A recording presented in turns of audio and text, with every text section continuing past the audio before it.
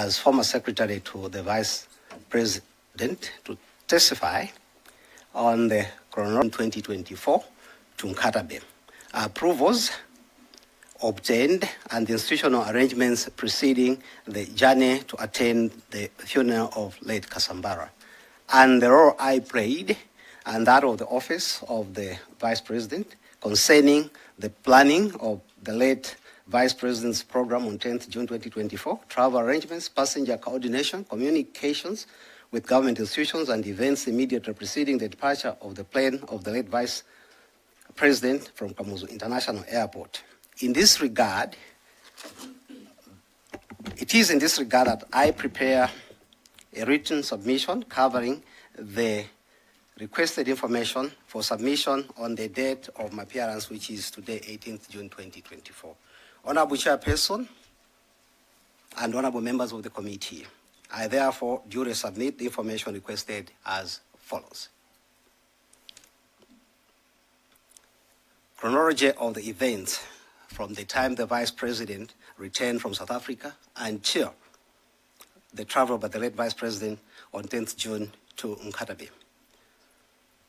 The Vice President had traveled to the Republic of South Korea to attend the Korea-Africa Summit from 4th to 5th June 2024, delegated by President Chikangawa, and departed South Korea on 6th June 2024. The late Vice President had a 3-day layover in South Africa from 7th to 9th June 2024 after the summit in South Korea. I accompanied the late Vice President to South Korea, and I was with him during the 3-day layover in South Africa and on the return journey to Malawi on 9th June 2024. The Vice President was expected to return to Malawi on Saturday, 8th June 2024 through Chikangawa International Airport. In the afternoon of 9th June 2024, the late Vice President was to see President Chikangawa leave Malawi for Bahamas through Chikangawa International Airport. On 8th June 2024, the Vice President funeral of late Kasambala, if all possible. Having gone through the President's program, he commented that the funeral program could not work then, but he would confirm with me later.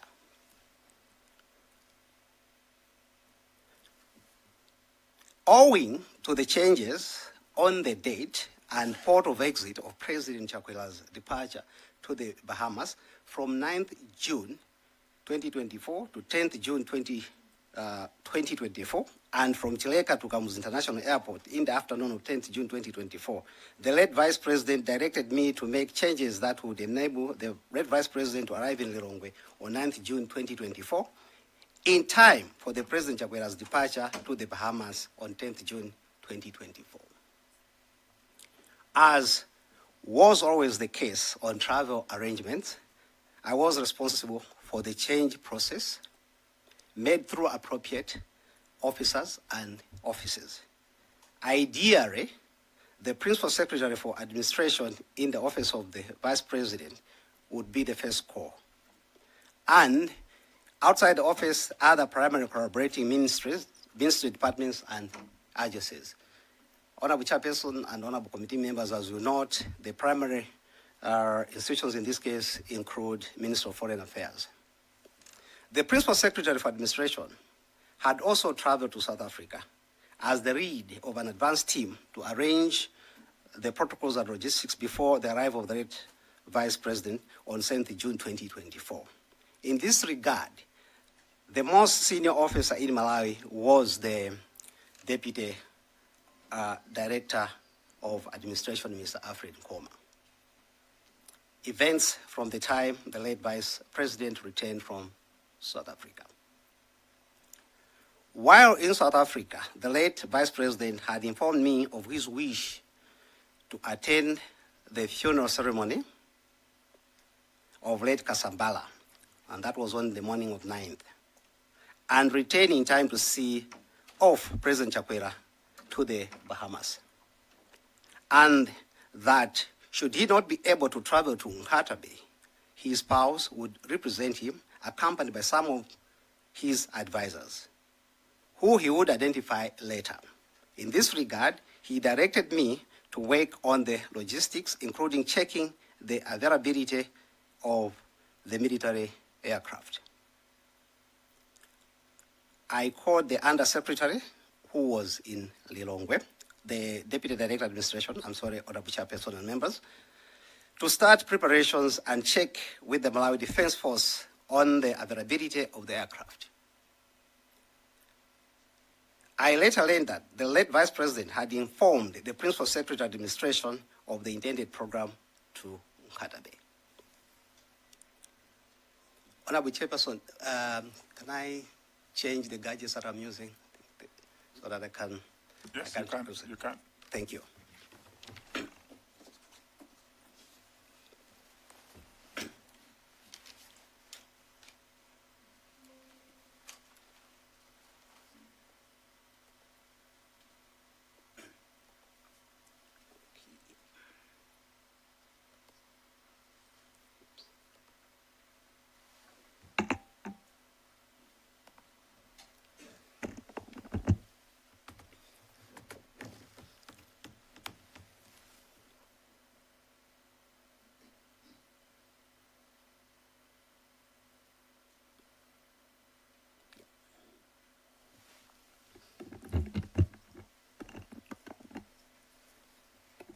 I'll proceed, Your permission, Honorable Chairperson and Honorable Committee members.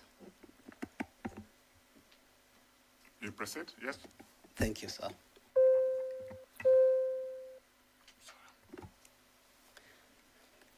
I'll start from the point I stopped. I called the Deputy Director Administration, who was in the long way, to start preparations and check with the Malawi Defense Force on the availability of the aircraft. That's when I later learned that the late Vice President had informed the Principal Secretary Administration of the intended program to Nkatabe. On arrival at Leka Airport, the late Vice President and the core support team, including myself, disembarked for the 30-minute transiting time to Kamuzu International Airport. While in the VVIP lounge, I got a message phone from the Deputy Director Administration informing me that there was no available equipment for use by the Vice President. I immediately informed the late Vice President, who guided me to check with the Army Commander if the one that is used by the President, that is the VVIP equipment, was in service. To this end, I called the Army Commander, and he informed me that the VVIP craft was the one that was chartered to carry the remains of late Kasambara. In our discussion, he would check with Air Force Command on the possibility of the craft making the round trip in the morning of 20th June 2024 before carrying late Kasambara's family back to Luntha. I duly informed the late Vice President on what the Army Command advised. I did not get the feedback before takeoff to Kamuzu International Airport.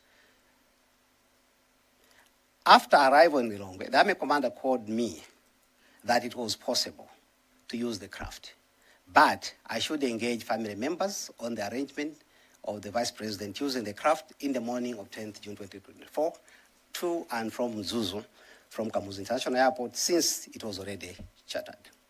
Given this guidance, I called Mr. Joshua Valera, the late Vice President's Special Advisor, if he knew any relatives of Mr. Kasambala that I would talk to on the possibility of using the MDF craft for the Vice President's trip to Mzuzu in Nkatabe. Mr. Valero informed me that he was with two relatives, Counsel Mwale and Brigadier General Wali, and these duly confirmed that it was possible for the Vice President to use the craft. To this end, I called the Army Commander, who continued with the Malawi Defense Force internal communications. This was the last engagement with the Malawi Defense Force. Post-securing the craft activities, having secured the possible use of the craft, I called the late Vice President on the availability of the craft, and he directed me to proceed with logistics. In this regard, I informed the Deputy Director Administration to do the needful which I believe he did, or the responsible Malawi Air Force officers called him for details, including a quotation of the trip from the Malawi Defense Force. As I'll be reporting later, this quotation was submitted in the morning of Monday, and I have it in possession. I called the Deputy Chief of Protocol that the late president would travel to Mzuzu on the military craft. I did because it is practice when the Vice President is traveling by air. The Directorate of Protocol in the Ministry of Foreign Affairs works on the manifest of those boarding the craft with the Vice President. The late Vice President guided me, as was the practice, on who was to accompany him to late Kasambala's funeral ceremony as follows. Inclusive of himself, Madam Mary Chirima, the spouse, Dr. Luckie Sikwese, Secretary to the Vice President, Madam Shanil Muluzi, Advisor to the Vice President, Assistant Commissioner Kapeni, Guard Commander, Inspector Chi Maneni, the aide-de-camp, Gloria Kantukule, Personal Protection Officer to Madam Chirima, Abdul Lapken, Deputy Chief of Protocol, a medical officer who was to be identified later by the head of the medical team. In this case, eventually it was Mr. Daniel Kanyemba. Mrs. Emily Chintupiri, advisor, and then Miss Winnie Nyondo, advisor. This list was reduced later to 8 passengers, following communication from the Malawi Air Force that the plane could only carry 8 passengers as it had been configured to carry the remains of late Kasambala. I duly informed the late Vice President, and he directed that Mrs. Emily Chintupiri, the advisor, and Mrs. Winnie Nyondo, advisor, be removed. I was also removed as I had to finalize some memos and documents that the late Vice President had asked me to prepare for submission to the President before departure to the Bahamas. I also informed the Guard Commander on the travel arrangements to enable him work on the security details. Communication with the Secretary to the President and the clerk to the Cabinet. Around 7:30 hours, I noticed that I had missed a voice call WhatsApp from the Secretary to the President and Cabinet, Ms. Corinne Zamba. At 17:33 hours, I called back with no answer. At 17:42, I sent SPC a message as follows. Good evening, SPC, I missed your call. At 17:43, she called inquiring if the Vice President was back from South Korea and if I could confirm that he would be traveling to Nkatabe for the funeral ceremony of late Kasambala. At this point, I informed that the Vice President had indicated that he would attend, but I was yet to be given the final position as logistics were being finalized. And let me also emphasize that at this point, the confirmation of the use of the craft had not been made.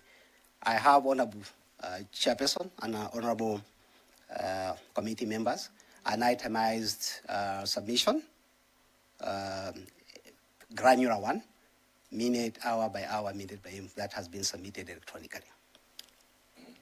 At 20:05, I missed another call from Ms. Corinne Zamba, and I immediately called back. During this call, she wanted to find out if there was space in the craft so that Honorable Chimwendo Banda would join the late Vice President. At this point, the assumption was that she's already been informed through other means that the Vice President was going to go to Nkatabe using the craft. I informed Ms. Zamba that the MDF had advised that the plane had only space for 8 passengers and 3 crew members, as this time had been told by the Deputy Chief of Protocol that the plane had been configured to carry only 8 passengers. I further informed Ms. Colleen Zamba that even some people who were to form part of the delegation were removed from the list, and they would go by road. Later in the evening, I received a call from the clerk of Cabinet, then Mr. Samson Ngutwa, who informed me of a 5 million kwacha condolence money that was being arranged to be given to the late Vice President to condole the Kasambara family on behalf of the government.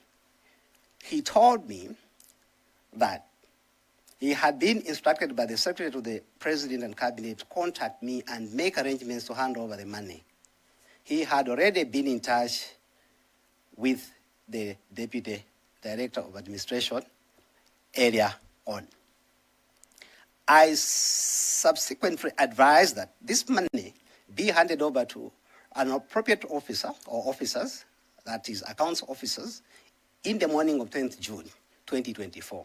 Specifically, I guided him to have the accounts officer and OPC to reach out to the chief accountant in the office of the Vice President. Internal normal arrangements will be further made to hand over the money to the ADC or the guard commander at the Vice President's residence before departure of the late Vice President to Kamuzu International Airport.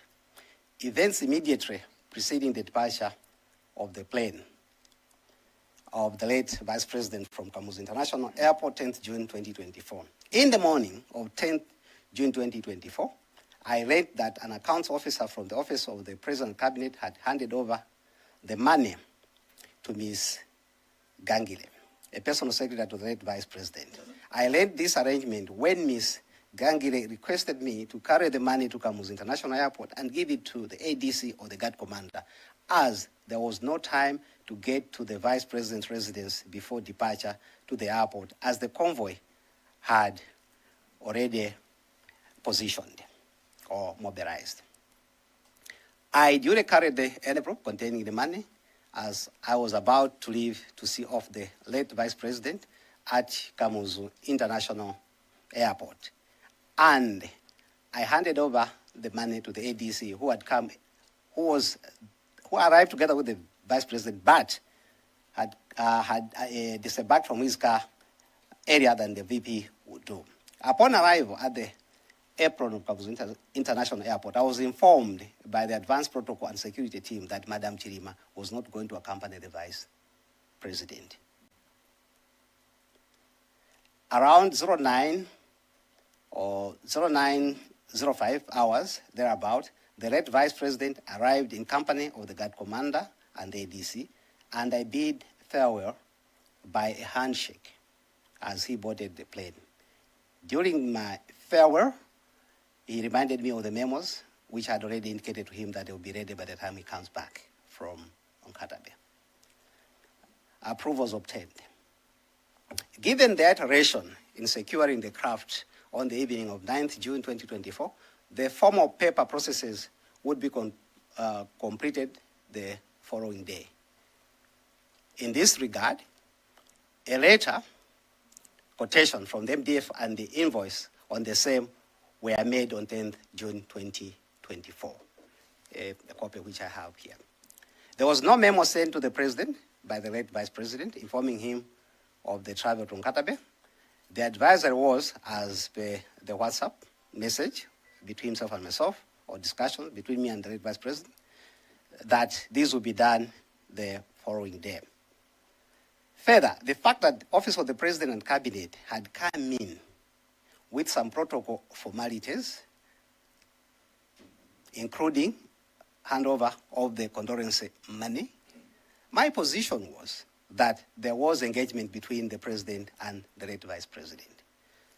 And as was the practice, which I was privileged to and privy to being in that office, such moments, the VP would not leave without taking leave of the President. So I was working in that context that tomorrow we'll do the formalization. Institutional arrangements preceding the journey to attend the funeral of late Kasambara.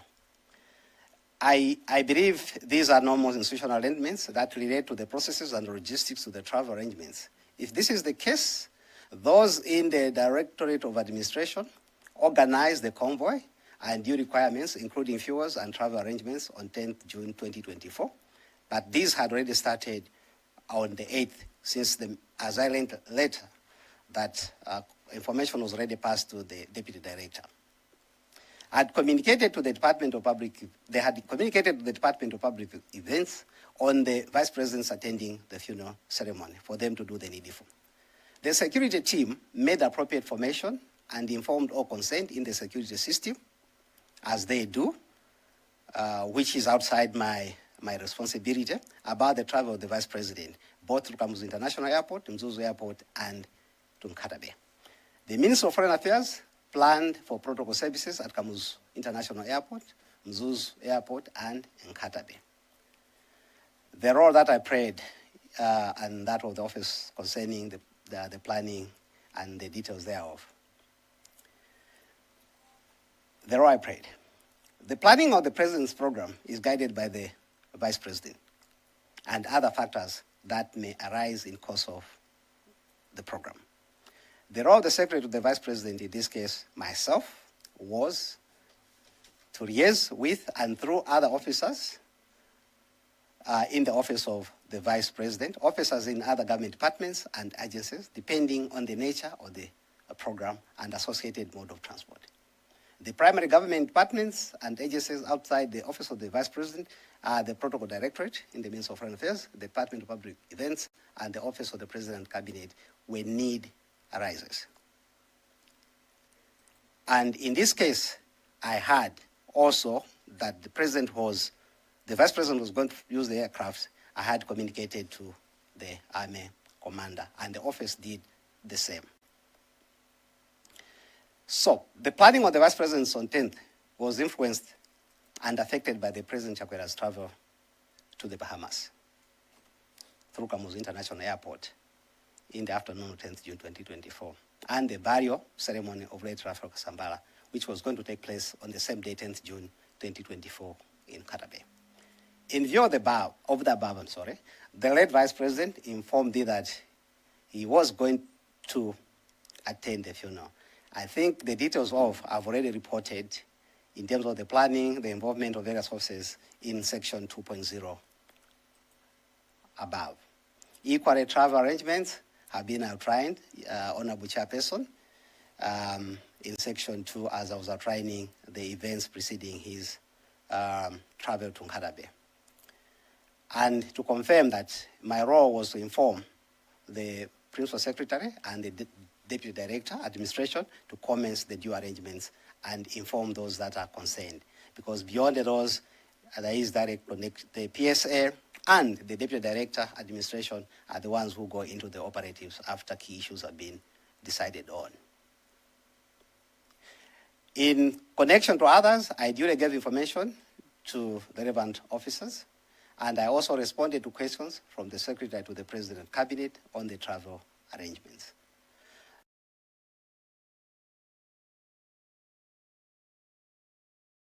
Passenger coordination on a delegation of the Vice President is first between the Vice President and the Secretary of the Vice President, which I've already explained, and the guidance that I got on such a day, on such an event. The Secretary of the Vice President, when informed of the trip, obviously, and as I did, I sought confirmation. But apart from those people, I also checked with the Guard Commander, the ADC, the Chief of Protocol, and the medical team that are always part of the Vice President's delegation, local or international.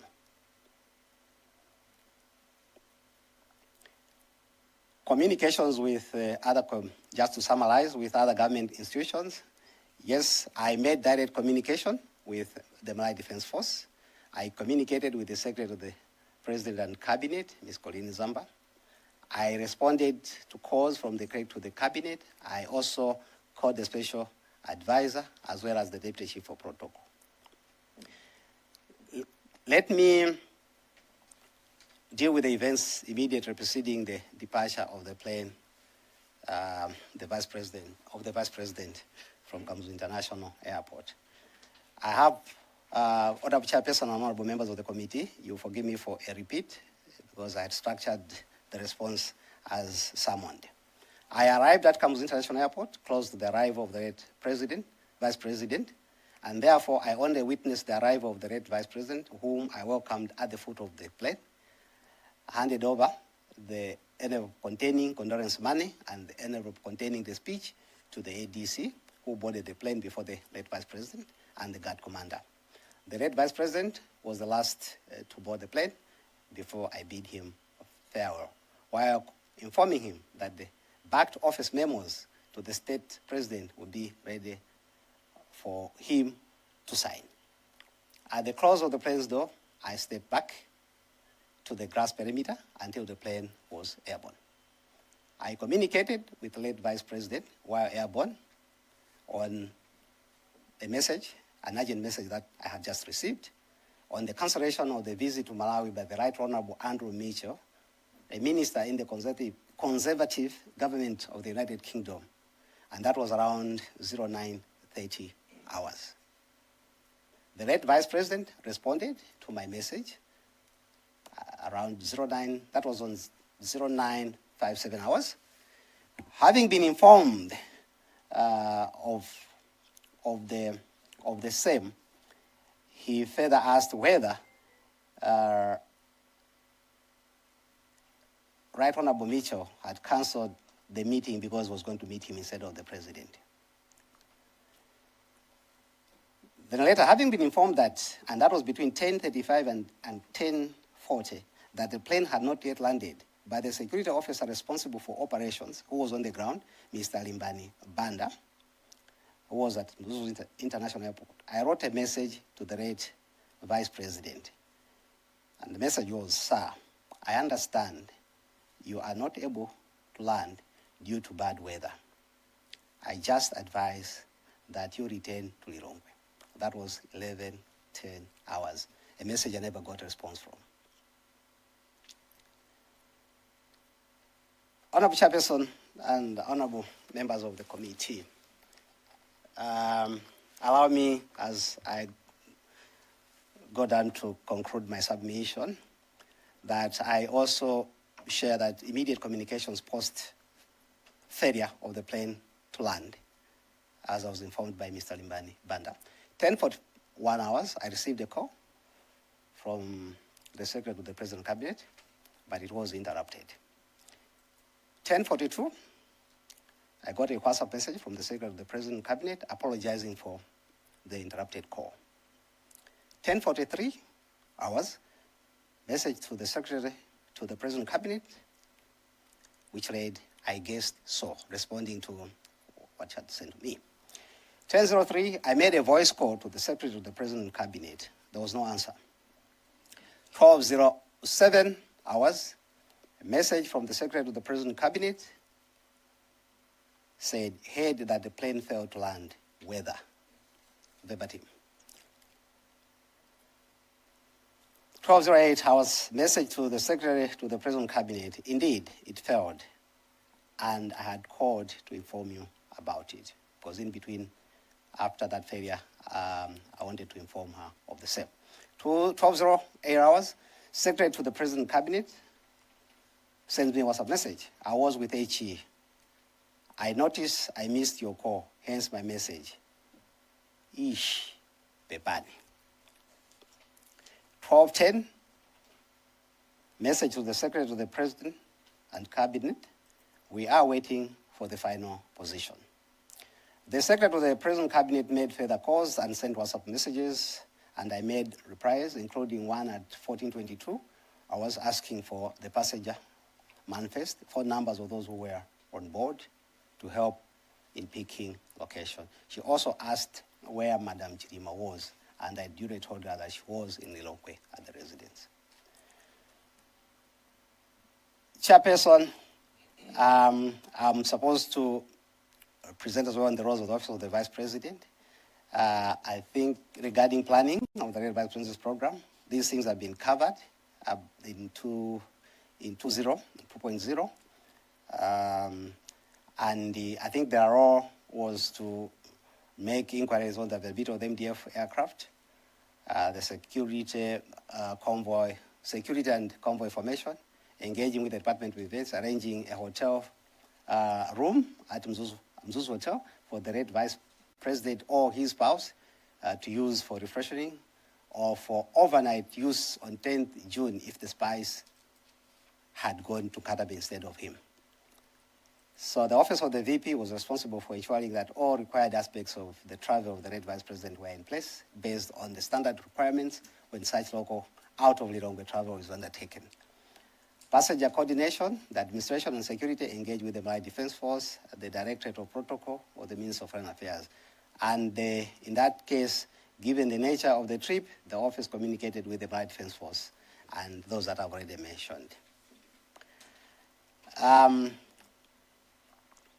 I also would report in writing, as I've done, that the office engaged with the VVIP protocol services on the time and passenger details as a procedure.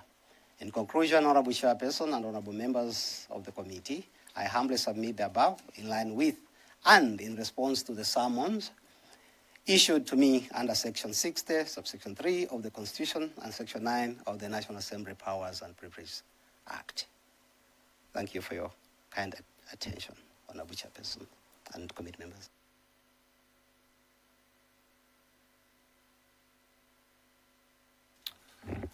Thank you very much, Dr. Sikwese. I open the floor to members to seek further clarification.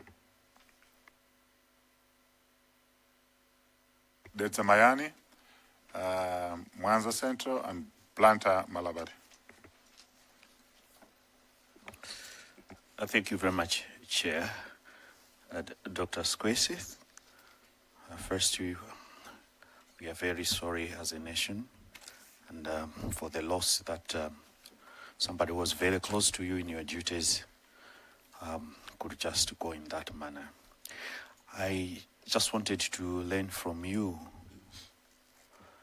that the issue of a memo to the office of the president regarding the use of the military plane, and I want to extend also in regarding the travel to attend the funeral. I want you to confirm to this committee if indeed that memo was not formally written on the material day, meaning by the 9th of June. So, Chair, I want him first to just respond to that, and I wanted to ask a follow-up question, if that's possible with you, Chair. Thank you. Okay. Go ahead.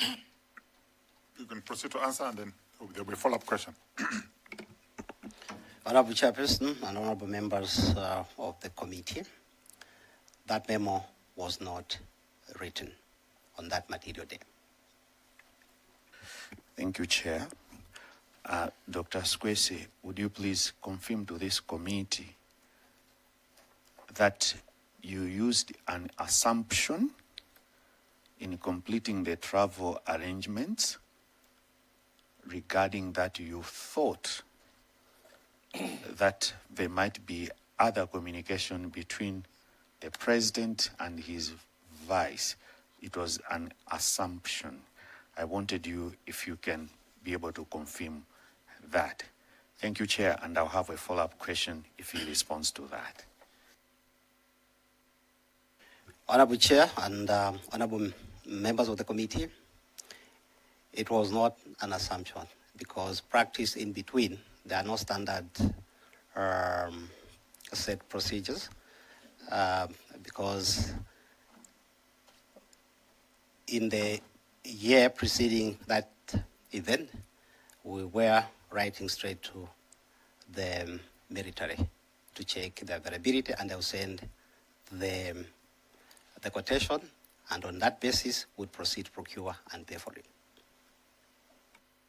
Chair, my last submission is if you can highlight, possibly, one or two events where you procured the military aircraft without necessarily involving the office of the president. Thank you, Chair.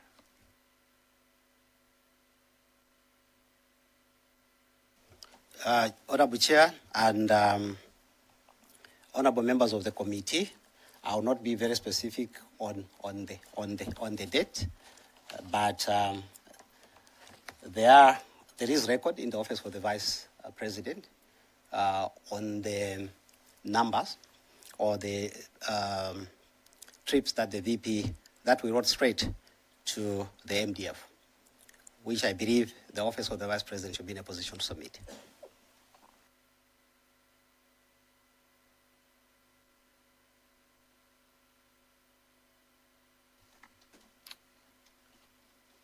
Longemude? You, You had your hand up? you had already recognized Okay, Mwanza yeah. Central. Mwanza Central. Thank you very much, Chair. I have a couple of questions to Dr. Sikwese. Dr. Sikwese, you have submitted a WhatsApp message trail and an outline also on the conversation you had with the Secretary to the President. I'm just interested in the message that the outline on page 10 of your submission, that at 10:41, you received a call from the Secretary to the President, 10:41, but it was interrupted. At 10:42, WhatsApp message from the Secretary to the President, apologizing for the interruption. 10:43, you sent a message to the Secretary to the President. I guessed so. 11:03, you made a voice call to the Secretary to the President, and she didn't answer. At 12:07, you received a message from the Secretary to the President and Cabinet. Heard that the plane failed to land. That's 12:07. Then 12:08, you sent a message to the Secretary to the President and Cabinet. Indeed, it failed, and I had called to inform you about it. 12:08, Secretary to the President and Cabinet, I was with HE. I noticed I missed your call, hence my message. Ish Pepan. 12:10, message to the Secretary to the President. We are waiting for the final position. This conversation has no message. It's not indicating any message that the Secretary to the President was calling for at 10:41, because you received a call. But in the conversation, you have not submitted any content, yeah? Why she called you at 10:41, yeah? So I want to just find out from you if probably you missed it, or the call at 10:41 had I think maybe the information that she wanted to provide to you was not important anymore, because I thought maybe there could be somewhere where the reason for calling could appear. That's question number one. Then the program that the Vice President would attend the burial ceremony was concluded on 9th of June, according to your submission. I'm sure you always have a protocol whenever the Vice President or the President is attending an event. Did you get in touch, or anybody in your office gotten in touch with the people on the ground, people in Katabe, to see if the arrival of the Vice President would accommodate their program? And if at all you did, was a program drafted by your office or the family that was shared with you, the program that accommodated the Vice President? My third question is, what was the expected time of arrival for the vice president at Kavuzi village in Nhatabe? What was the expected time of arrival? I want to marry the expected time of arrival and the program that was developed. I hear yesterday we had a family member, and we also had the council Wapona Kita, who indicated to us that the vice president was on the program. The vice president was speaking. So I wanted to get that from you. My last question, you had a conversation with the late vice president up to somewhere around a minute to 10, and he was able to text you. I hope it is nothing to do with me. That is at a minute to 10. I believe he was airborne. Did he probably tell you any unusual movement of the plane? Because the conversation went on to 10:01. He responded at 10:01. Did he report to you, or did he confine to you that there were some unusual movement of the plane? And at 10:07, you sent a message. Did that message go through? Did it tick? Because I know probably you could not get a blue tick, but at least you could get double ticks, meaning that the message went through. For now, Chair, let me wait for the responses before I can ask the other questions. Thank you. Dr. Sikwese, can you Thank respond? you. Yeah, thank you, Honorable Chair, and honorable members of the committee. Beyond engaging the deputy director and the operatives, I wasn't privy to the program on the ground. I didn't have any program regarding the funeral. Yeah. Sorry. Okay. The honorable member for Mwanza Central inquired issues around the program, and I was saying, beyond my communication in the evening to the people who are responsible with logistics, in this case, the director of the Deputy Director Administration, and those on the manifest, I didn't have anything to do with the rest of the program. And the only thing that I was interested in was after the VP was airborne to check on the landing. So, honorable members, honorable chairperson, honorable members, I'd never had any program, so I wouldn't know whether the VP was, or whether how the program accommodated him or not. And in that regard, I also wouldn't know the expected time of arrival at Kavuzi. However, I would want to indicate that in the itemized time by time submission that I've made, hopefully it has been distributed electronically, is that before that day, in the evening of the 9th, the Vice President had asked me to first to check the village, the name of the village for Red Kasambara, and then how long that village was from Zuzu.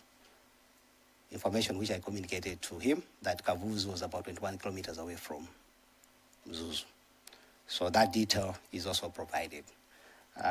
So beyond that, then I didn't know. I didn't know the expected arrival time after his arrival. On the conversation, 10:01.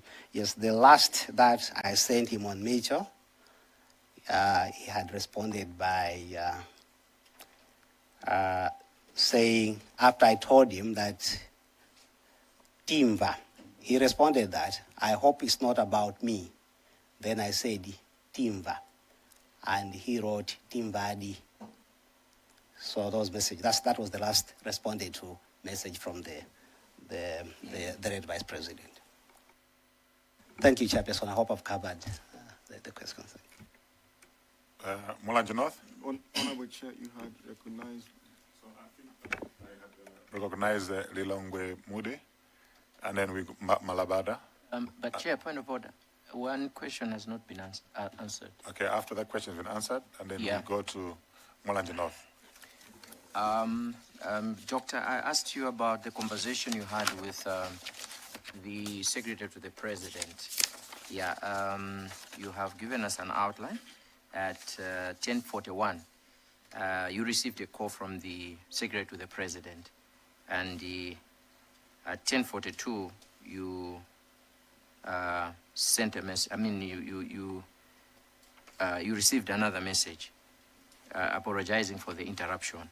But from there, I've not seen anything, detailing the reason for the call at 10:41. So I was saying, did you miss it, or maybe she had no other reason to tell you why she called you at 10:41? Honorable Chairperson and honorable members of the committee, it's not truncated, it's reported as it is, so there was no message that was indicated as why I'd called at 10. But as you take the trail, possibly, he wanted to speak to the issue of the plan. Thank you. Thank you very much, Chair. Luntha Malabada. Thank you very much, Chairperson.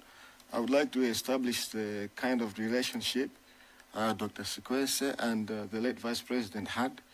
How long had you known the late Vice President for? And how long had you worked for him in the office professionally? My second question is on the advanced team. The advanced team contains security officers. What is the role and scope of this advanced team, especially security officers? Thank you. Lilongwe Moody. Thank you so much, Honorable Chair.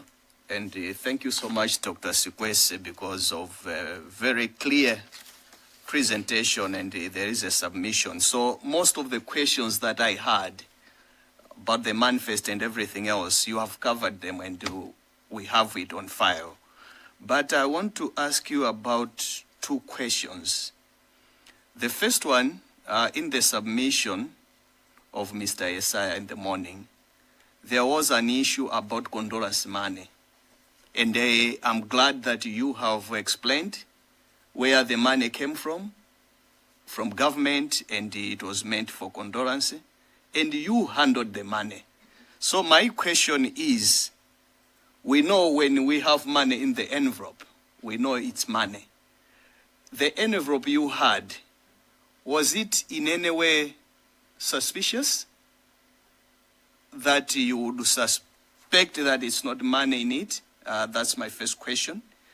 And my second question is the submission of Mr. Yesaya, which you have actually confirmed, indicate that the late Vice President did not intend to go. It was a last-minute decision that was made for him to go and attend the funeral. In any way, in your conversation, do you know why there was that sudden change of plan for him to travel? Thank you, Honorable Chair. Can you respond to those two questions? Thank you, Honorable Chairperson and honorable members of the committee. I always struggle when people ask the question of the relationship. I knew Saros in college as my junior. I knew Saros as a friend to many of the friends. And I knew Saros when he was times have weekends around at my brother's house in Luntha, Nyambadwe. The knowing that they are friends. Professionally,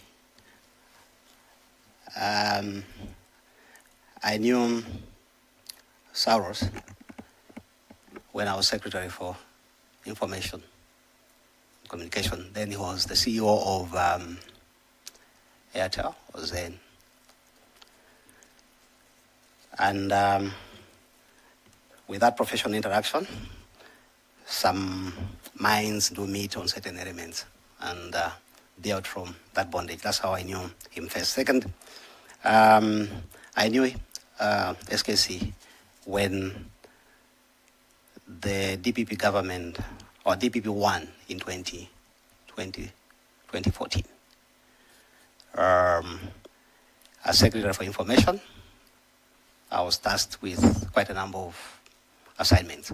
One, I hope without permission from those that are out there, when I was tasked with the first to come up with a portrait, official portrait for President Peter Mutharika. So I led that process and the finalization of the official portrait. The person who was tasked with that responsibility to have the final say was late Vice President. So the bonding begins to grow in that. I was also privy as Secretary for Information then to work on the official statement that President Peter would be using at Kamuzu Stadium. So that also gave me a closer interaction with him professionally. After change of government, as NAPS would know, you are not so sure where you're going to be in terms of the posting. Saros had, in his wisdom, I should believe, and maybe advised that I should become his principal secretary. Of course, there was a colleague there. I'll say this, which I normally don't want to say. It was a long struggle. I didn't want to, because of the background relationship that we had, to maintain some professionalism. But with the last word, after 35 minutes of engaging on a phone call, he told me, I am the Vice President. And I said, yes, sir. And he said, you'll be receiving the letter. At that time, they were forming so that's how I happened to be his secretary, or the principal secretary. That was in 2014 to 2017, somewhere there. And thereafter, I was reassigned to be clerk to the cabinet. That relationship continued because of the nature of the office until I moved out. But there, as I said, there were two relationships. Knowing him as my brother, then there were also personal things that developed in the process that we worked. So take it, I knew him in two ways, as a professional as well as a person that I would relate on certain matters, advisory, normal, jokes. As I said, he was my junior in college, so by 3 years, but we bonded. Then there was the question about the money. I'm hoping I didn't skip, my handwriting seems to betray me. I'm hoping I didn't skip that question. Regarding the condolence money, I've outlined how the money came in, and I trust the person who handled the money would be in a position to explain whether the account and whether there was something suspicious. And as far as I'm concerned, given the submission that I made, the secretary gave me an envelope. And when you read through my submission, there's an issue of the speech. So I was chasing the speech, and then, so because there was no time, she gave me an envelope that I carried to the airport. And I was late, dashing, they didn't have transport, and I handed over that envelope. So I had no time and didn't have any sense that that would be suspicious. There would be something suspicious. It was money. And I didn't see, on trust as we do in the office, that the secretary gave me the money for condolence. I didn't even open, I didn't count. Thank you. You want to follow up? There's also one question that has not been answered. my question on the advance team, the legal responsibilities of the advance team, especially the security officers. The two things that the office of the Secretary of the Vice President and with the various formations in it, paramount is the welfare of the Vice President. And in that welfare, there is comfort in the residents, and then there is the issue of security. And that security goes beyond the people that are assigned to him. That's why I have the guard commander and a number of others who works also with the guard commander at the State House. And I believe they also report to the Inspector General on a daily basis in the morning on how things are there. So our colleagues, their job when the president is coming, that's why I have an advance team. One is to go on site, which in this case includes the places of travel. When they are read that the Vice President will be traveling so some place, the trigger the whole system. Even if they're going to blind, it means data, whatever, they would have known that the President is traveling. So I think that's how the security data goes. On the ground, they will do the sweeping to check if there are anything that is. And then I believe that's what happened at Mzuzu Airport, as well as at Kavuzi. How it happened, I can't tell. But their job was to do what they're supposed to do. And they left much area so that they would be in Mzuzu to do the needful at the airport and like. But giving you the generic, but how they did, how they traveled, I can't tell in terms of how they operate. Thank you. My second question hasn't been responded to. Can you answer the other question? Can I remind you? Okay, thank you so much. Thank you, Chair.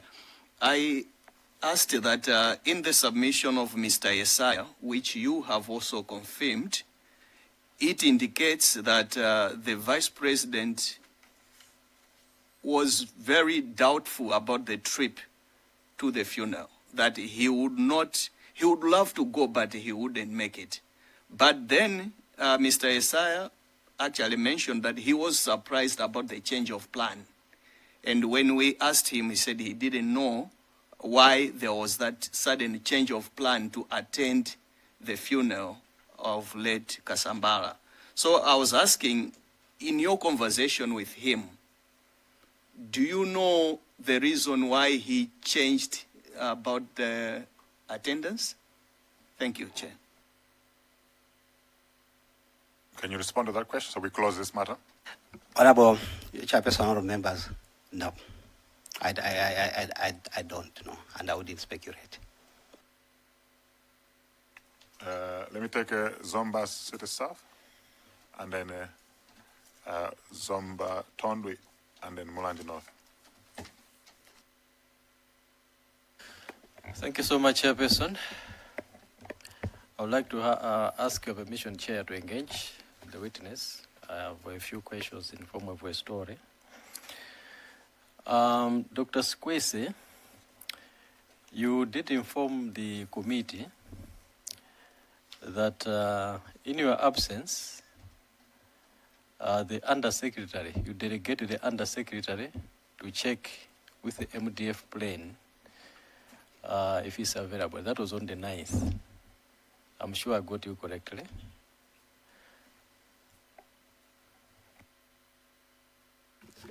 Chairperson, yes, I did. Thank you very much. And you have also said that you called the Army Commander for confirmation of the availability of the flight.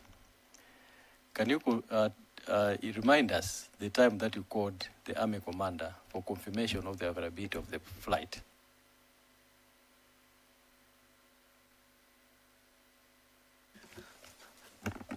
Honorable Chairperson, I called the Army Commander at Chireka International Airport. The specific time I wouldn't inform, but it was when we had arrived and having received information that there was no equipment. Thank you. And you have also told the committee that you are supposed to confirm with the family of the late Kasambara if they are going to allow you to use the equipment. Can you also remind us the time that you called the family of the late Kasambara?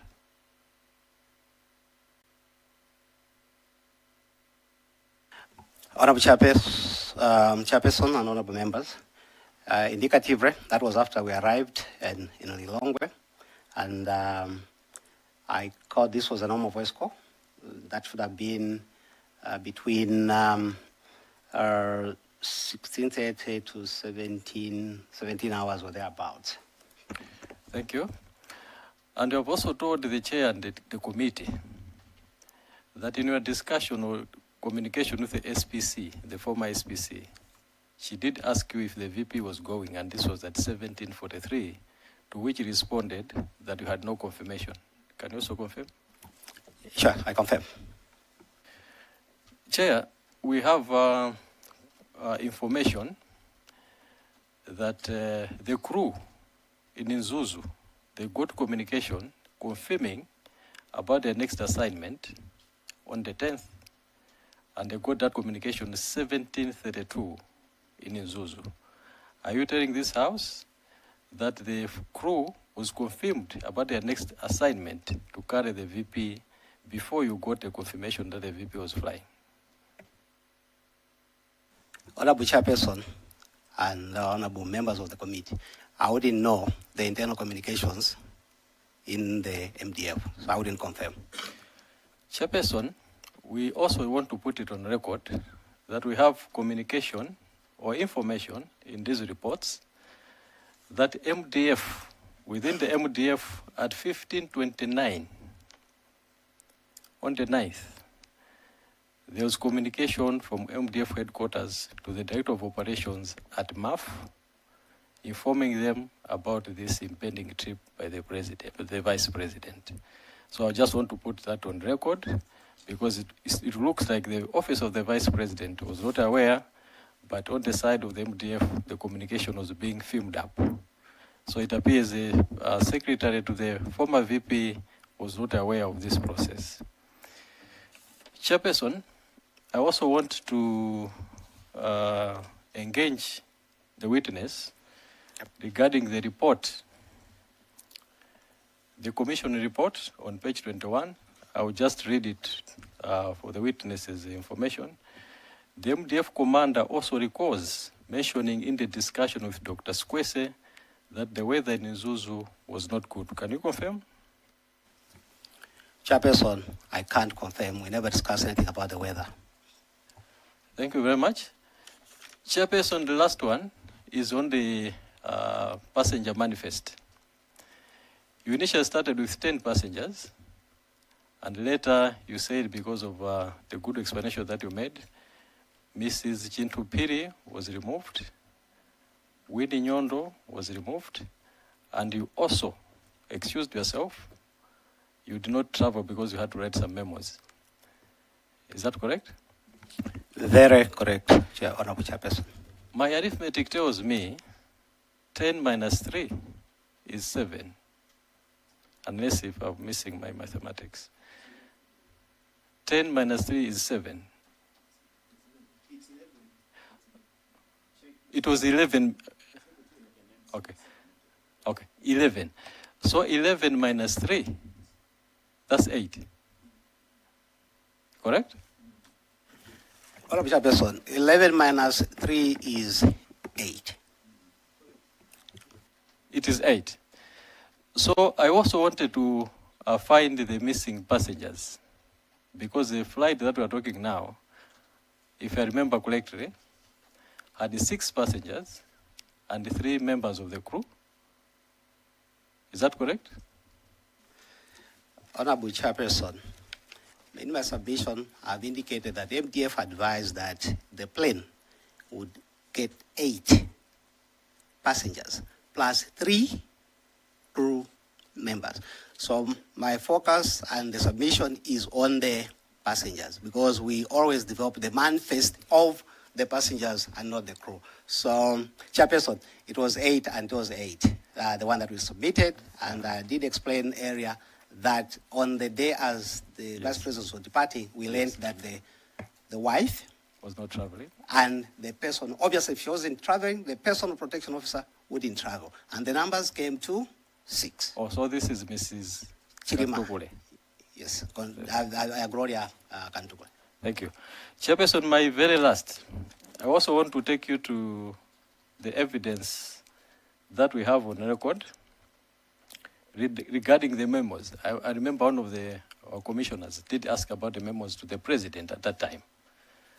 Did you say that there was no memo that was deployed to the president regarding the official travel of the VP to the north? Honorable Chairperson and honorable members, yes, I did. And can you also confirm that it was not mandatory for this to happen? On the plane, yes. And on the travels, Yes. there was practice that the VP calls or does memos. It is reason, even after back to office, we produce memos, of which one I was working on that particular day. Thank you. So, in your opinion, can you say that the VP was delegated to represent the president at the funeral of the late Kasampara? Honorable Chairperson and members of honorable members of the committee, I did in my submission explain that, given that the office of the president and the cabinet did bring in, first of all, confirm, and then bring in the condolence money so that the vice president uses the condolence money or delivers the condolence on behalf of government, it to me pointed to delegation. Thank you. No, thank you very much. I just want confirmation. Are you saying the army commander did not brief you that the weather was bad to Mzuzu when you were booking the flight? Because it is minuted in the Commission of Inquiry. So we just want to confirm with you, because at the time you were meeting the Commission of Inquiry, I'm sure you took an oath. So I want us to confirm for the last time, did the army commander brief you that the weather was bad or not when you were booking the flight?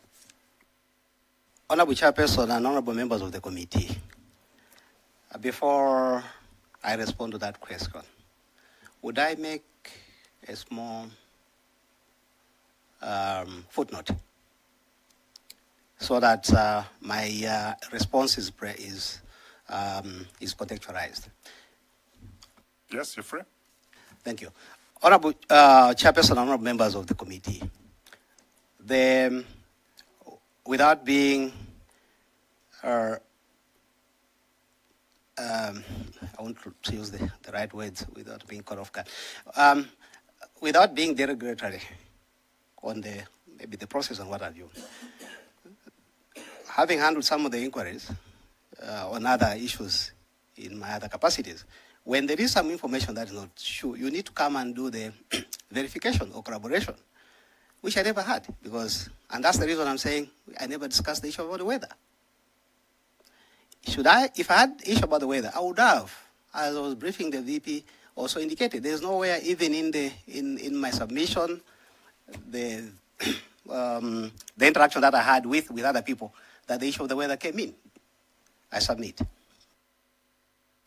Thank you. Supplementary, Chair. I need to move. So hold your supplementaries. I'm going to move with Zomba Tondwe. Thank you so much, Chair. Dr. Sikwese, I have a few questions for you. Initially, we have had two witnesses who stressed, both of them mentioned that the normal procedure is that the hiring of this plane, the military plane, cannot be done without the commander-in-chief. You were not so clear. I wanted to confirm if you're saying the same thing or you're saying otherwise. If you'd allow me, Chair, to go like that before, would you confirm that? I would confirm that that is the case, but the process at Metre, the person who's responsible for the military equipment is the Army commander. And the internal processes of clearing with that equipment cannot be there. So it is understood from last practice that the Army commander would be clearing with the commander-in-chief on the use of the. That's one way. The other one is the one that was being used previously to do a direct communication from the VP to the president. And thereafter, then even in that case, the processes would also begin, because internally, I believe, I take that the Army commander would eventually go to the commander-in-chief for clearance. And I'm not privy of the internal communications in the military. Thank you. Okay, my apologies, Chair. I will go on the same thing. I wanted to confirm because we were told that the first stage is to write a memo expressing interest to hire the equipment. Where does this memo go? It goes to? The memo and the samples that I have in a situation where you are in the normal planning goes to the president, indicating he's traveling to some place, and then given the circumstances he would want to use. And in this case, I'll give an example. There was a function in Mulanje about the disaster, the memorial of the disaster victims, and then he had a function in Karonga. A due process was done. Thank you, Chairperson. Thank you so much. I think I'm answered, Chair, on that one. And then the next one, I wanted you to confirm that we are talking about the money, the 5 million condolence money, but you were just told that it's money. In essence, it was a envelope or something, a bag, but you didn't verify that it's money. Can you confirm that? I didn't verify. So you're not sure what was there, in essence?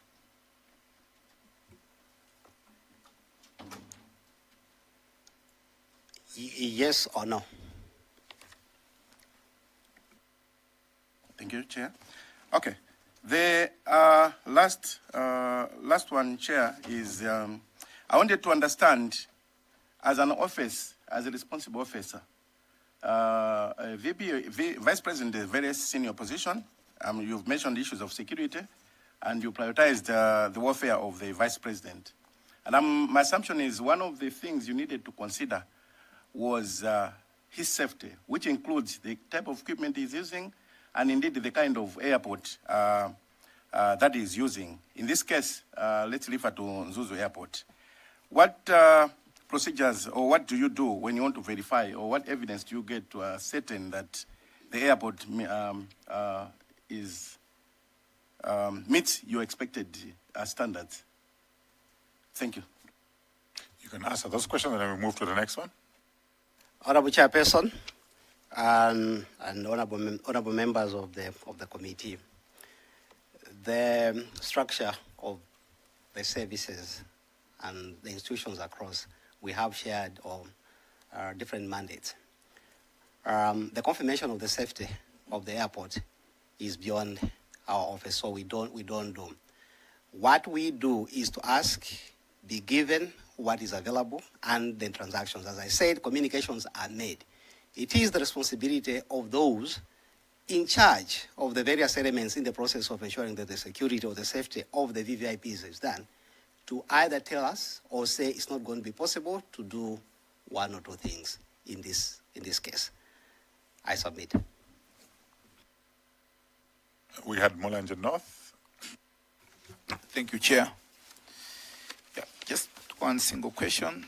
In the messages on 10th June, around a minute after 11, you had sent a message to the late VP's phone that says, express that you're worried. Sir, I understand that you are unable to land due to bad weather. I just advise that you return to Lilongwe. And there was no reply.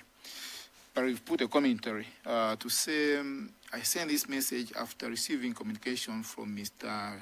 Limban Banda, Security Officer, Operations, who was at Mzuzu Airport. So I just wanted to find out from you what was the nature of discussion or the information that had been given to you by Mr. Imban Banda regarding the failure of the plane to land. Thank you. You may respond.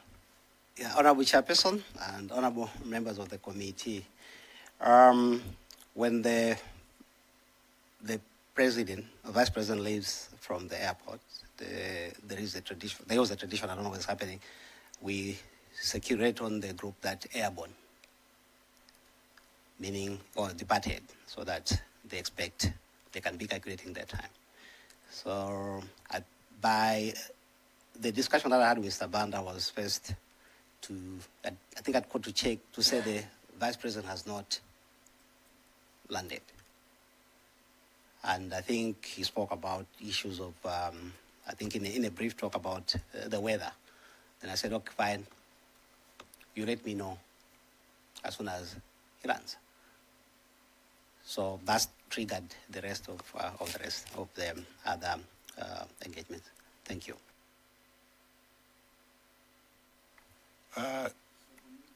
Karebe North, I'll come there. Karebe North. Thank you, Chair. My question is coming from the page 19 on the Commission of Inquiry, previous Commission of Inquiry,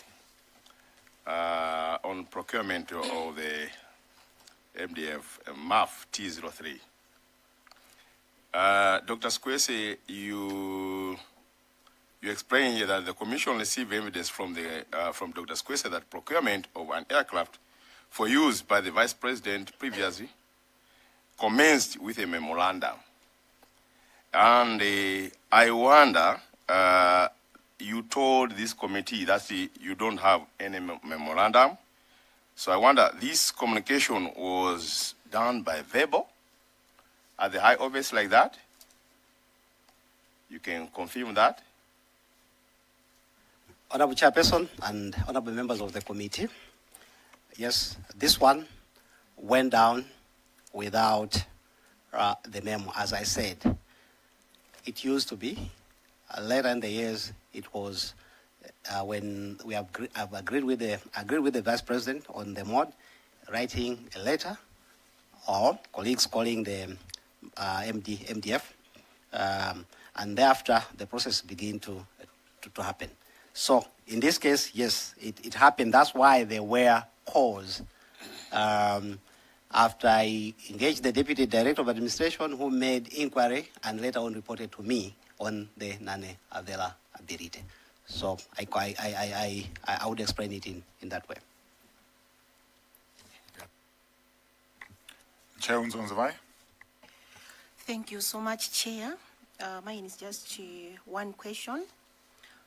During confirmation of the aircraft, I would like to know from you, Dr. Sikwese, if the Army Commander told you any technical issues, unusual occurrences, or operation concerns observed before or during the flight. Thank you. Can you take that so we move on? Honorable Chairperson and members of the committee, nothing of that sort was ever discussed, or he never communicated anything in that regard. Mr. Kasina. Thank you so much, Chair. Good afternoon, Doc. I'll first start with your verbatism when you are responding to a question from Zomba Tonwe, where he was talking about the normal procedure on the hiring of an Malawi Defense Force plane. If I quoted you well, you said on a normal planning, you're supposed to do a memo from your office to the office of the president. How do you explain the hiring of the plane on 9th to be used on 10th? With the key word on a normal planning which you used. The planning was not normal. Not normal in a sense that I think I've given a background. I, myself, the PSA, and the rest of the people were out, and the instructions on how the people would like to were coming on the same day. And being, I'm saying, normal because of the time factor. And this reason, when the call was made, the Deputy Director of Administration Under Secretary had to begin the phone calls, which has been always the case anyway, before you make inquiry and then the formalities of writing take shape. So that's, and in the process also, you note that I said the planning of this trip was influenced by so many factors, which led to the unusual. We were not in the comfort zone where you're saying 4, 6 days or 10 days for us to do the planning. No, it was a task at hand, and that we had to execute. Hence, the communications and the responses that we got, which signified also that to us, if the army responded and gave us what they gave us, we thought was they were quite responsible to the need that we had. Thank you. All right, thank you. And I would want you to confirm from your transcript which you have presented on the chat, the conversation and talk with the president, the vice president then.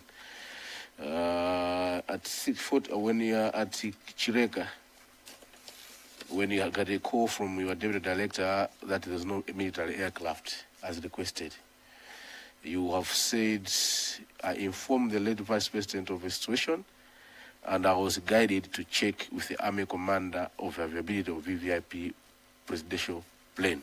Can you confirm that?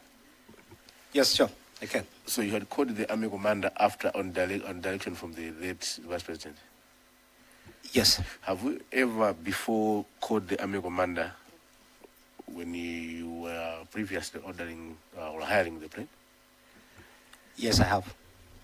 General Nundwe, plus, all those I've ever spoken to them. So when you talked to army commander, you said he had referred you to the family of Kasambara, but he had called Mr. Valera, who was in a company of 2 relations who agreed on the arrangements. Who are these relations which you talked to? Honorable Chairperson and Honorable members of the committee, I spoke to Joshua, who was in company with the relations, Council Male and Brigadier General Kuwali. Thank you. Mwanza Central, then we move to the next one. Thank you very much, Chair. Dr. Sikwese, I know you knew the late Dr. Chirima because as you indicated, he was a friend to your brother. We were once together at Chancellor College. You worked together in the Ministry of Information. And you were together in the office of the Vice President. On this particular day, on 10th of June, you shook his hand when he was going to board the plane. Did you notice any unusual dressing? That's the first question. And the second question is, you wear the PS in the office of the Vice President. Did you get any official communication that the plane that the late Vice President was traveling in was missing? If you did, who communicated to you and at what time? And again, were you communicated when the plane was found? And were you informed about the circumstances or the state of affairs? And what time was that? And who communicated to you, if at all they did? Thank you very much. May I respond? Yeah, thank you, Honorable Chairperson and Honorable members. The dressing was, I would describe it, not unusual, because the type of gear he wore was once used when he was going to funerals. So I didn't have reason to look at it as unusual. I can't recall any form or whatsoever communication that the plane had crashed, other than the ones that I've submitted. The other only thing that I recall was that was on the 11th that I was invited to, the secretary told me that we're supposed to be at OPC for a meeting.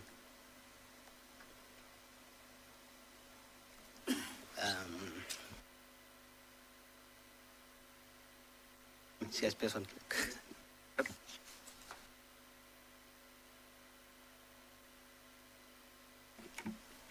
Yeah, that's the only time. And when I went to that first meeting, and that meeting was not for an announcement, but was a meeting planning for the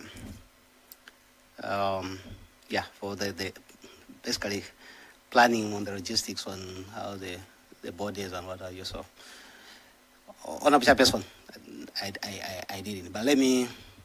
Sorry, Chair. Go on. What time was this meeting?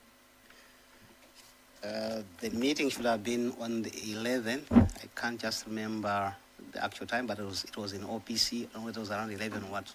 I can't just recall. I didn't have any role but to listen, because there were people from other organizations that were already around the meeting. So it should be on the 11th, but I can't remember the actual time. And at that time, I think also elsewhere we had picked, I was in there, but it was just to me like confirmation what I feared, that something had happened. It's not bad to say it, but I think given the background and what I've said, beyond the death of my father, my mom, I shed my tears for the death, but in the manner in which the communication came. Thank you. Yeah. Are you going to make a follow-up question? Yes, Chair. This is very important. There's a point that I want the committee to note. So my apologies. It will take a bit of time, but it's very important. Okay, proceed. Yeah, because I want to establish something. This communication to this meeting, was it done through WhatsApp, through a phone call, and who called you? Honorable Chairperson, my recollection is that my secretary told me about the meeting that I'm required at OPC. If I recall, if there was any paper communication whatsoever, then I wasn't directly communicated. It's my secretary who said there's a meeting at OPC, Mobidia meeting. The name of the secretary? Mrs. Lois Tungande. Thank you, Chair. Lavangamude? Thank you so much, Honorable Chairperson. Normally, I wouldn't ask the question because the submission is very clear, but I think with the questions that came after, I'm prompted to ask and just get a confirmation from Dr. Sikwese. The submission you have made indicates that there was no memo about the intended travel of the late Vice President Nkatabe. And it doesn't show that there was any communication of delegation to the Vice President to go on behalf of the President. There is no indication to that. And the reading of your submission also indicates that the SPC, the OPC, was actually inquiring from you if the VP is going and if there's space in the aircraft. So in other words, they were actually seeking information from you. So I want you to confirm that the trip was arranged between your office and the late VP, and that OPC was not involved in any planning of this trip. Would you confirm that? And if you confirm that, would you also confirm about the delegation, if there is any evidence of delegation about the attendance itself? Thank you so much, Chair. Honorable Chairperson, honorable members of the committee, I confirm that the memo to the president was not submitted. Let's begin with that I'm aware. The memo indicating that he would be going to Nkatabe. That's the first thing. But remember, I can't diverge. I don't know. There's the vice president and the president. They do speak elsewhere. That I wouldn't know.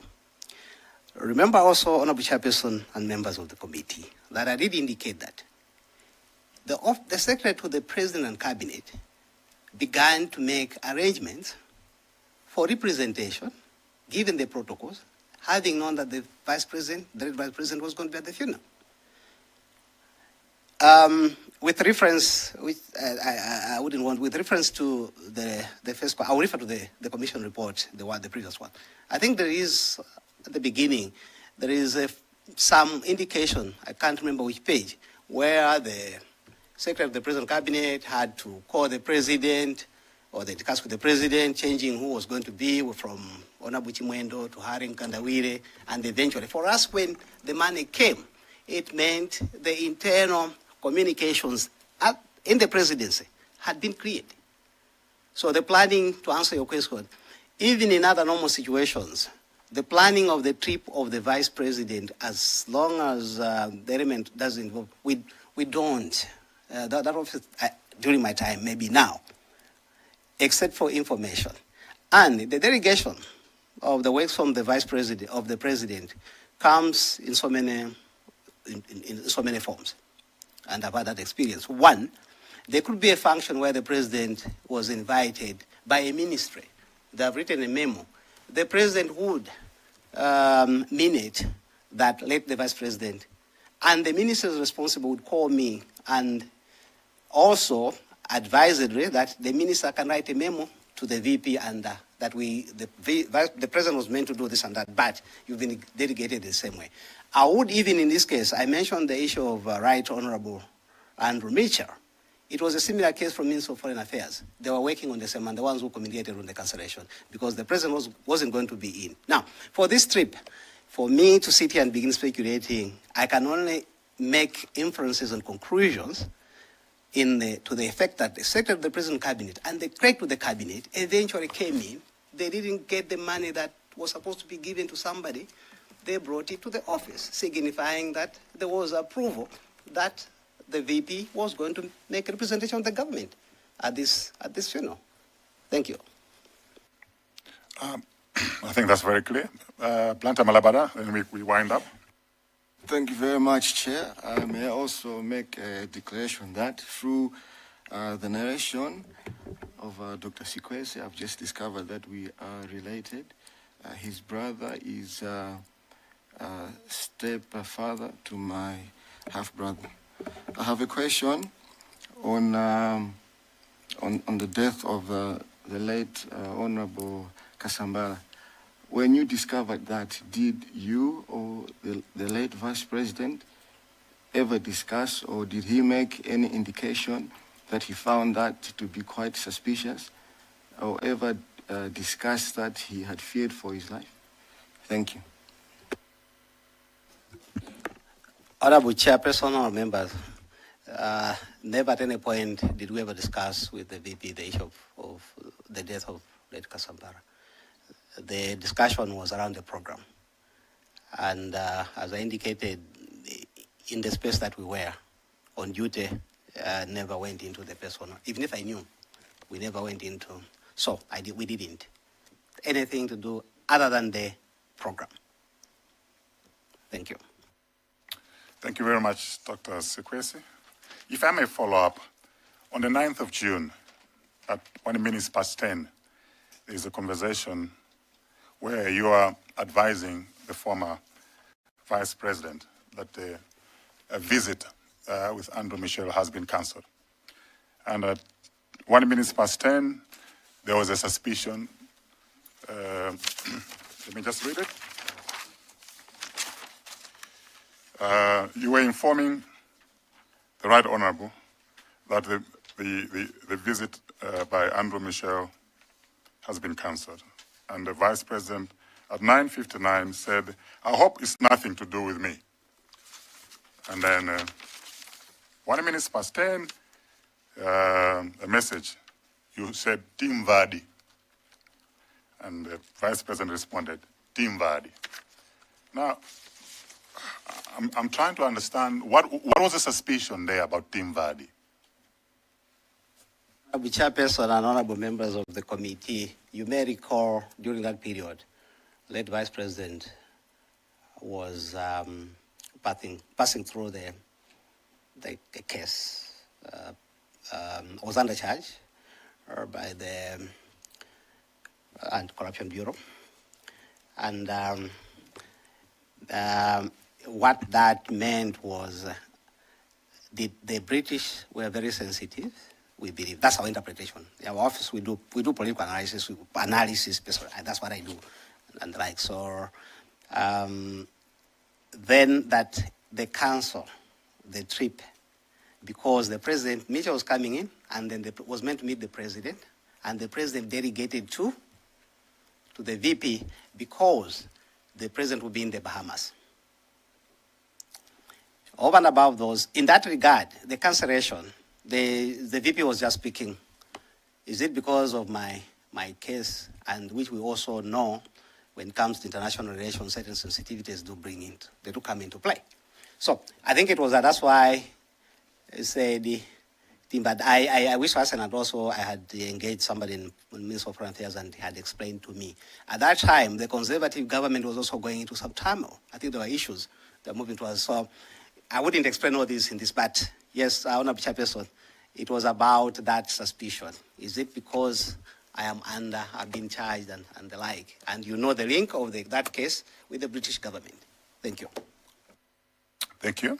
So along the same lines, did you also receive cancellation of the Bahamas trip? You received a note that the visit by Andrew Michel was cancelled. Did you receive also cancellation about the Bahamas trip? Because you reported that the former Vice President had planned to see off the former President, Dr. Lazarus MacArthur Chakwera. Honorable Chairperson and honorable members of the committee, the communication or the knowledge of the same came through a revised program that the president would not be leaving on the 9th, and not from Chileka, but from, if you go to the itemized, which you notice that he had asked for in one of the discussions, you'll be looking, I've submitted, he had asked for the program to confirm, which I submitted. I think there were those changes. So, but there was nothing that I got official on this. Thank you. So also, I take you back to the 10th of June, where you were having a conversation with the former SPC, Colin Zamba.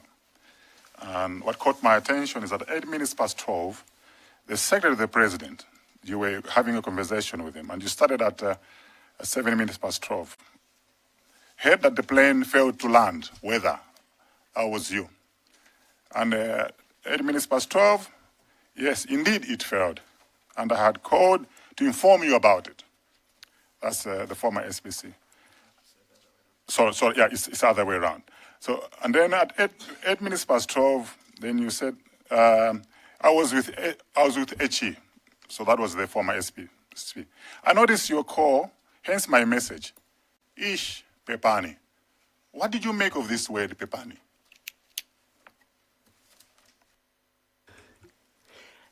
Honorable Chairperson and members of the committee,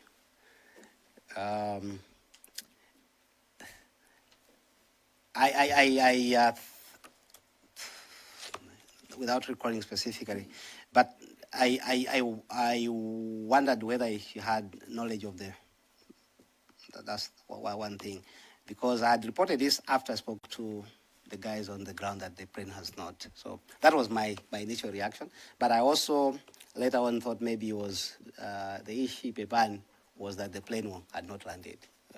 She was worried that the plane had not landed. It was a mixed theory. So I still have the floor. So you said that you dispatched your security team to Mzuzu. There was an advance party that went there, which included the security team. When they arrived in Mzuzu, did they give you a situational report or a risk assessment report? Did they report it, or you said there's a WhatsApp group, and they were communicating on WhatsApp group. What time did they arrive? Did they give you a report? Was there a report? Honorable Chairperson, there was no report submitted on the situation on the ground, except on later around 10 o'clock when I was checking on whether the plane had arrived. Which is rather odd, because it is reported in all reports that the weather was very bad.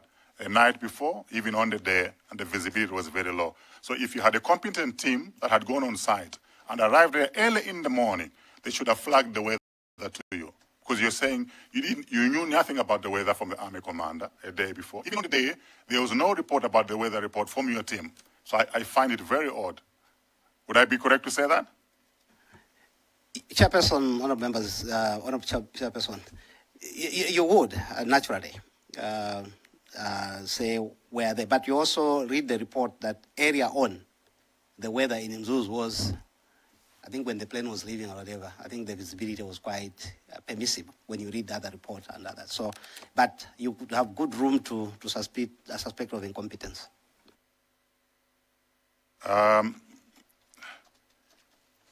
Dr. Sikwese, you've did a very good job for a very long time managing the affairs and the office of the Vice President. That's why he kept you for a long time. But something went wrong. In retrospect, is there anything you could have done better to save the situation or manage the situation better? Do you have any regrets when you look back?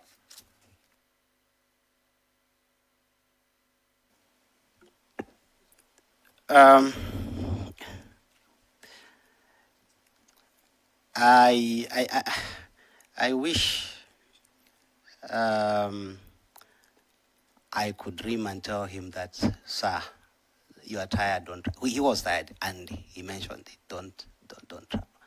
But because behind the scenes, other people, I don't know up to now what made him to make that decision. Secondly, in terms of the process, it's what beats me very much. I've been on the plane with him on some trips, not that plane, but the other one. Yeah, I think both. What beats me is that where was this decisiveness of SKC? Because it was somebody who were in his senses, and the moments that we threw at times jokingly would say, inerundi mauza kuti tizienda kunyanja huku. No, samaende kunyanja kulibwino tigwe pajat.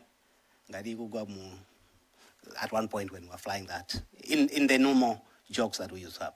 So what beats me is from the time he said I'm going, I'm not going. What was it that was in his mind that should I have done something different?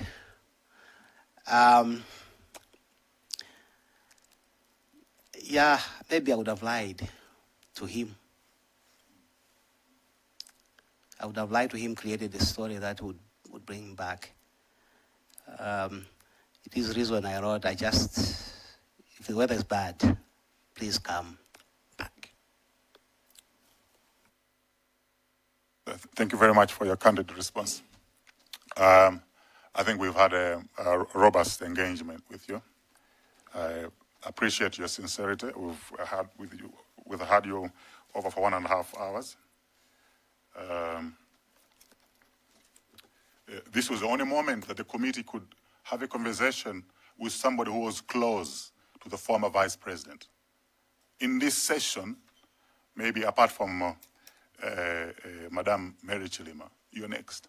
So the members needed to feel the sense, the emotions, what was going on, and the interactions with the former vice president. Maybe that's why the interrogation has been very extensive, but we appreciate your time to respond and divulge more information. Okay. You may have maybe a few comments to make before you take leave. We will allow you to say your last words. Honorable Chairperson and honorable members of the committee. First of all, thank you for inviting me to share my positions, and I hope they also bring a different dimension to the stories that we are running around. One thing that if this committee may wish, or the other committee, or the government may wish to do moving forward, recognizing the efforts, particularly in the MDF, that SKC would have loved to do. As many may recall, during the first phase, that we started work on maintaining the MDF helicopters so that this country may have very reliable equipment, is to find space in this country to ensure that the Malawi Defense Force, not only the presidency, has an aircraft that should be conveniently used. It's laughable. I'm saying this because with engagement with other countries, having been Secretary for Foreign Affairs, where you have a Prime Minister or a Vice President on delegation uses the presidential jet, not the President. It would be very nice one day, before some of us cross our breath is out of us, that we see a Malawi with a presidential jet. It would be an honor for the efforts that SKC made. It should also be a reminder to the many of us and the country as a whole that there be some robust reforms on the functionality of the office of the President and the Vice President. This country is inherently flawed, I'm sorry to say this, in as far as politics, development, interactions is concerned. I know I rarely do this, I rarely say these things, but I'm saying this for the first time in public, but that's my wish, that we need to resolve our minds. Mindset change should be the mantra, and then in this way, the soul of SKC and those who departed with him may find more comfortable, and we can say, yes, he did it. Thank you very much. Thank you very much, Dr. Sikwese. You may take leave. Also grab your bottle of water along the way. Thank you.